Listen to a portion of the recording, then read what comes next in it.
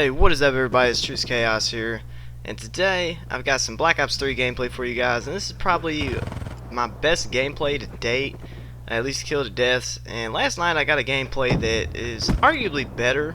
It was just a lot slower than this, and I jumped into this game a little bit late, as you saw there whenever I had the scoreboard up, and this is recorded out of theater mode, by the way. But I jumped in a little bit late. It's 20 points in, and it kind of makes me think, if I had been in here the whole game for how well this match went for me, how many more kills I could have gotten those 20 points. I mean, I probably wouldn't have broke 100. Actually, I can guarantee you I wouldn't have broke 100. But I could have gotten, you know, maybe 80, 90 plus, but you'll see the final score at the end. Anyways, it's been a while since I've sat down and actually done a commentary, or even made a video for that matter. I've been super busy with work over the past few weeks. Starting in the new year, we've been real busy. I've been working a lot of hours. I've been working a lot on the weekends. It's been hectic, and it really makes trying to do this hard.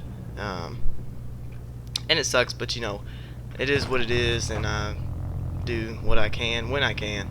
Anyways, I didn't have really a topic to talk about today until yesterday. And I thought to myself, you know, I want to share a story that I have and how I found my faith in God. Now, I think I'm titling this video, you know, is God real? But in my opinion, yeah, he is.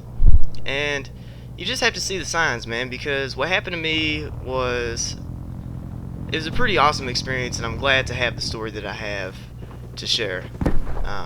So anyways, let's hop right into the story.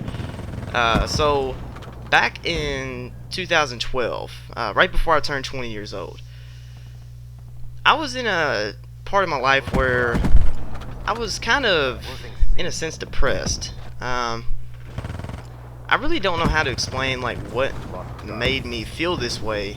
I just wasn't really, it was that, you know, I wasn't happy where my life was appearing to go at the time.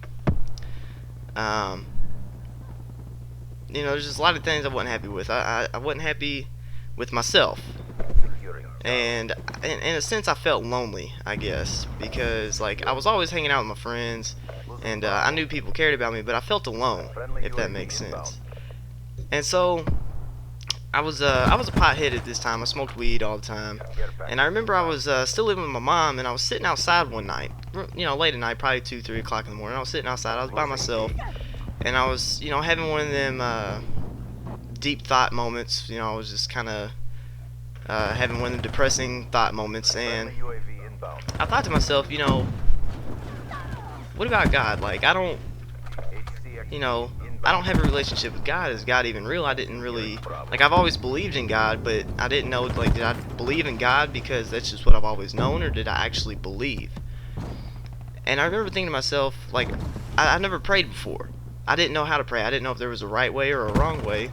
So what I ended up doing is I just was sitting there, and I just looked up to the sky, and I just started talking. Just started talking to God. And I didn't know if he was listening to me, or like I said, I didn't even know if he was real or not, or, you know, what I thought. And I just started talking. And I told God, you know, God, if you're listening to me, you know, I don't know if you're real or not. I want to believe that you're real, but I don't know if you're real. I don't know if you're listening to me. I don't know that you care. I don't know if you care about me. And I just kind of started talking about the way I felt in my life at that time, and I asked for help. You know, help me find peace with myself. Help me, you know, show me that you're there. Show me that you're listening. Show me that you care about me. And well, I'll tell you that God didn't fail to surprise. So about a week later, I turned 20, and about a week after that, my son was born, and this was before I got with my girlfriend. And my son is not my son biologically. I'm gonna go ahead and say that. I've been around since he was born. I was there the day he was born. He's just not mine by blood, but you know, I've been the one that's been there at all the doctor's appointments. I've bought all the diapers. You know, I'm the one who's always put the food on the table. You know, he is my son. He calls me dad. I love him to death, and the biological father, as I call him, the sperm donor, Hasn't been around since he was about 3 months old, roughly. And so 2 days, or the next day after he was born, I was at work, and one of my buddies called me, and he said, "Hey, him and my other buddy was gonna come pick me up whenever I got off work, because we was gonna go to my other buddy's house and party." And so I was like, "Yeah, cool, sounds cool." So they came and picked me up. This was July 6th of 2012. And when I got off, it was 1 o'clock in the morning, which technically made it July 7th. And on our way home, like to get to my buddy's house that we was going to party, we had to pass up my mom's house, because my mom kind of lives on a main street and she lives on the corner. You turn right there, and you pass up my mom's house, and you go down the street and around the corner, and then we would have been at my buddy's house. Well, once you turn the corner and get on the side street, about 2 or 3 houses down is the intersection. And when we were passing up my mom's house, I thought about telling my buddies to stop at my mom's so I could go ahead and, change out of my work clothes and things like that. But for whatever reason, I decided to not say anything. I changed my mind. I said, "You know what? I don't want to go change into a pair of clean clothes just to go out and party and get them dirty and all that stuff." I decided I was just going to wait till tomorrow, and I would just wear my undershirt and work pants while I was out partying. And so I didn't say nothing. We passed up my mom's house, and when we got to that intersection, I was sitting in the back passenger side of the car, and I looked out the window, and all I saw was headlights. And next thing I know, we got hit. This guy T-boned us. We went off the road, through a ditch, through a fence, and almost hit a tree head on. And it was insane. Like, it happened so fast, but at the same time it felt like a lifetime. And we all got out of the car, and my buddy that was sitting in front of me was bleeding out of his ear, and he was all messed up, and I was bleeding from my head. And it turned out that the guy that hit us was drunk, and luckily there was like a big group of people that were apparently sitting outside down the street, and they saw the whole thing happen, so they called the ambulance and whatever, and they came down there. Well, it turned out the guy was drunk, and the cops and everything showed up, and the ambulance was there, and the EMTs were checking us out and stuff like that. And the cops told my buddy whose car it was that for the damage the guy did to the car and how far we went off the road, he had to have been doing 65, 75 miles per hour, and he ran a stop sign when he hit us, and the cop said he had been doing about 65, 75 miles per hour. And me and my buddy Joe went to the hospital. They didn't make my buddy Joe was the one sitting in front of me, and my buddy Kenny, whose car it was, he didn't have to go, but me and my buddy Joe had to go because we were both bleeding from the head. They had to make sure we didn't have a concussion and all that. And we ended up getting released that night, and none of us broke a bone.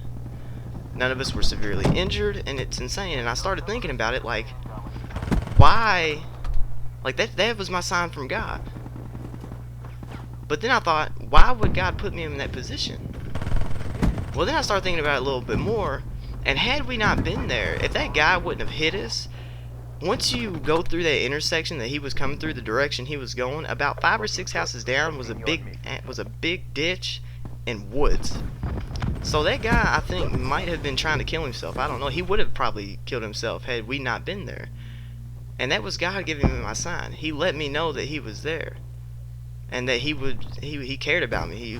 He protected me. He put me in that situation and kept me and my friends safe, and at the same time saved this guy's life. And at that moment, I knew that God's there. God cares about me. God listened to me. And it was amazing, man. And, that's what I took away from it. So, people take different things from different situations, but that's what I took away from that. So anyways, that's my story. That's how I found my faith in God. Let me know what did you take away from the story. But anyways, that's all I have time for. Final score was 72 kills to 8 deaths. Definitely one of my best. Hopefully you all enjoyed the video. I hope you all have a great, safe, and wonderful day. And I will see you guys in the next one. Peace out.